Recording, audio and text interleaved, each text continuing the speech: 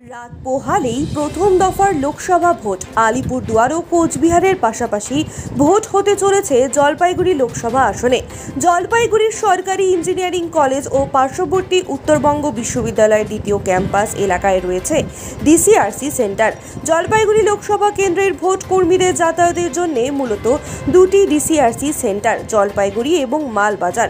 জলপাইগুড়িতে 5টি বিধানসভা ও মালবাজারে 2টি বিধানসভার জন্য সেন্টার খোলা হয়েছে। দুটি সেন্টার মিলিয়ে প্রায় 1600 বাস সহ অন্যান্য গাড়ি রয়েছে।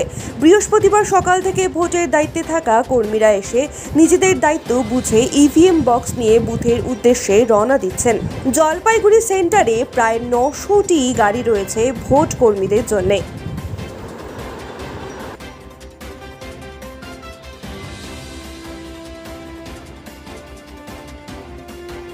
ইলেকশন ডিউটি তাই কোথায়? এই যে এখানে ইউনিভার্সিটি ক্যাম্পাসে। একদম চলে আসলেন কালকে ভোট? হ্যাঁ হ্যাঁ হ্যাঁ। আজকে আসলেন যে? হ্যাঁ, আজকে আমার হচ্ছে ডিউটি, মাইক্রো অবজারভার ডিউটি। এই যে ইলেকশন হবে 19 তারিখে, ভোটটা জলপাইগুড়ি ডিস্ট্রিক্টে, সেই ভোটের কাজে এসেছি আমরা। আপনারা কি ভোট করতে যাবেন? হ্যাঁ, ভোট করাতে যাবেন আপনারা? হ্যাঁ, ভোট করাতে। কোনো রকম ভয় ভ্রান্তি রয়েছে মনে? যদি একটু বলতেন। ভয় তো আছে, প্রথমবার ডিউটি করছি, এখন কি হয় না হয় একটু, যতক্ষণ না ভোট পর্বটা মিটছে ততক্ষণ তো একটু টেনশন থাকছেই। পঞ্চায়েত ভোটে তো অনেক জায়গায় ঝামেলা হয়েছিল, এবার এই লোকসভা ভোটে কেমন হবে?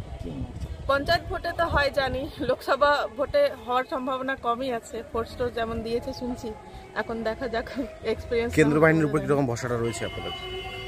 সেটা তো ওদের উপরে ভরসা করে তো থাকতেই লাগবে, আর তো উপায় নেই। এই প্রথমবার আপনার হ্যাঁ। কেমন অনুভূতি হচ্ছে প্রথমবারে? এখন আমাদের কোনো রকম অনুভূতি এখনো তো ফিল করিনি, যতক্ষণ না প্রসেসটা দিয়ে যাবো ততক্ষণ এখন শোনার কথা। এখন ফিল্ডের অনুভূতিটা তো নামার পরেই হবে।